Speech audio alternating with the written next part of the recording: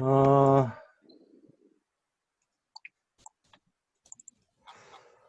음, 여러분들 그 컴퓨팅적 사고 수업에서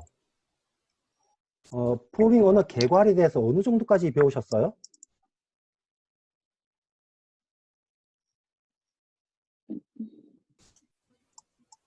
질문이 너무 막연하긴 하다. 컴파일러와 인터프리터의 차이점. 한 번에 실행하는 거랑 이렇게 한 줄씩 나눠서. 그렇죠. 컴파일이라 그러면 한꺼번에 기계어로 바꾸는 거고요. 여러분 다 어문 계열이니까 번역에 해당하는 겁니다. 인터프리팅이라고 하면 통역에 해당하는 거예요. 한 문장씩 번역을 합니다. 그래서 이제 컴파일러인지 인터프리터인지 이런 설명을 개괄적인 설명을 할 텐데 혹시나 제가 지금 설명하는 것 중에 이미 배우셨던 내용이면 그냥 복습하시면 되고요. 배우지 않으신 내용이면 제 설명을 쭉 들어주시면 됩니다. 그래서 지금 프로그래밍 언어 개괄을 1장부터 한번 나올게요. 그 프로그래밍, 컴퓨터 프로그래밍이라고 그러면 프로그램을 만드는 거죠.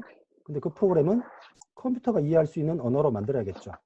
그게 이제 프로그래밍 언어이고요. 언어가 크게 두 종류가 있네요. 저급 언어와 고급 언어. 이제 저급 언어라 그러면 사람이 볼 때 좀 저급 레벨이 낮다는 건데 기계에 가까운 거죠. 그래서 우리가 뭐 기계어 또는 어셈블리어 이런 말을 합니다. 그런 언어가 뭐 기계어 저급 언어이고요. 고급 언어는 여러분이 쓰실 파이썬, 뭐 자바스크립트, 자바 이런 등이 다 고급 언어죠.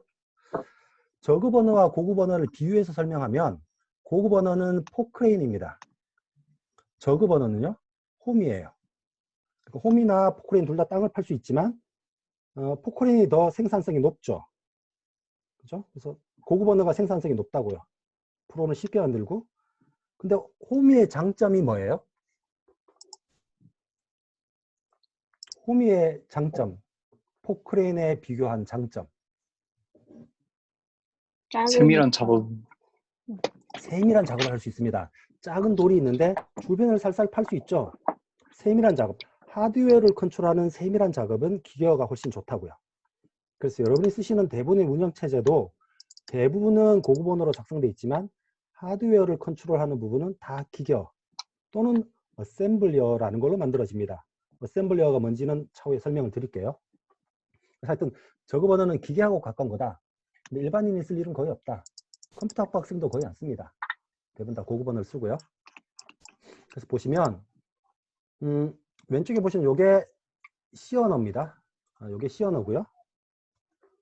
요게 파이썬이네요. 둘 다 무슨 일을 하는 거죠? 하이라는 메시지를 출력하는 거예요. 하이라는 메시지를 출력하려면 C 언어는 한 줄, 두 줄, 세 줄, 네 줄, 다섯 줄이 필요하군요. 파이썬은요, 한 줄만 있으면 됩니다. 그래서 파이썬이 쉽다는 거죠. 그래서 요즘은 대부분이 1학년 과정에서 파이썬을 다 많이 강의를 합니다. 밑에 있는 게 동일한 일을 하는 하이라는 메시지를 출력하는 왼쪽에 보시는 게 어셈블리어라는 거예요. 보통 우리 어셈블 하면 조합하다 뭐 이런 뜻인데 어셈블리어는 기계어, 즉 0, 1 숫자로 된 언어를 읽기 힘드니까 예를 들면 앞에 0101은 캐릭터 아웃풋이야 이런 식으로 1대1로 읽기 쉽게 영어 단어로 바꿔 놓은 게 어셈블리어예요. 그래서 어셈블리어는 기계어하고 똑같다 라고 생각하시면 됩니다. 뭐 하여튼 이렇게 기계어와 어셈블리어가 대표적인 기계어죠. 아까 말씀드린 내용이에요. 컴파일이라는 내용하고 인터프리터라는 내용입니다. 일단 기본적으로 파이썬은 인터프리터 언어입니다. 라는 말은 한 줄 한 줄 실행한다는 거예요. 보통 인터프리터 언어가 배우기 쉽다고 합니다. 들어보셨는지 모르겠는데 C와 같은 C 언어, C, 자바 같은 게 다 컴파일러 언어인데 왜 인터프리터 언어가 배우기 쉬울까요?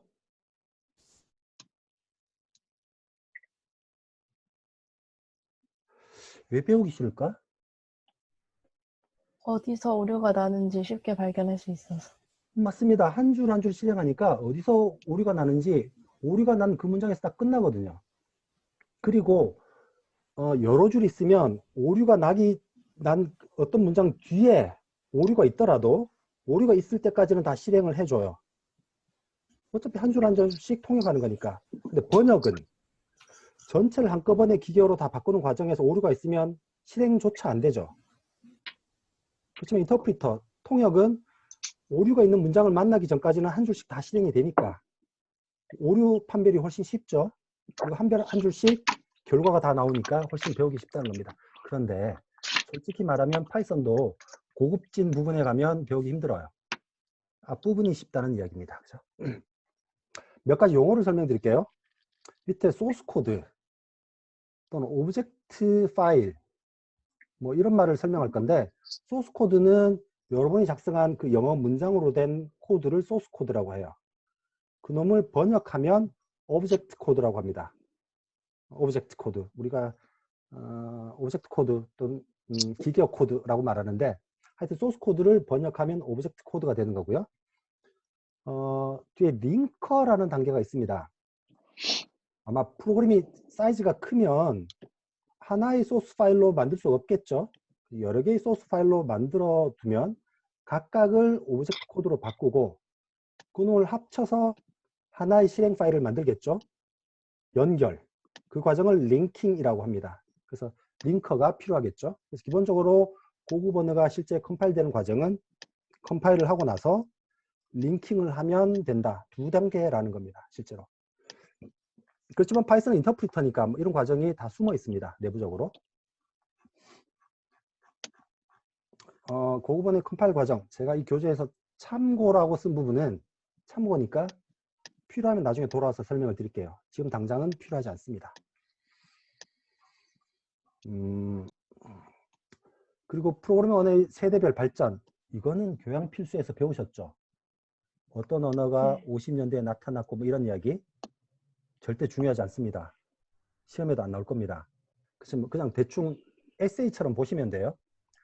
우리 전자식 컴퓨터, 제일 처음 나온 전자식 컴퓨터가 뭐라고 배우셨죠?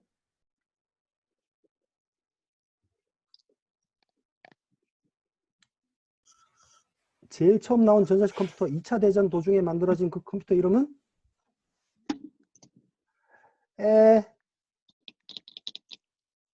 애니악인가? 예, ENIAC이죠. ENIAC을 배웠죠. 뭐 ENIAC인지 ABC, 다른 컴퓨터인지 좀 뭐 논쟁은 있지만 언제 만들어졌다고요? 2차 대전 도중에 1940년대 중반 그 즈음에 만들었군요. 그때 전자식 컴퓨터가 나왔을 때는 프로그래밍을 뭘로 했을까요?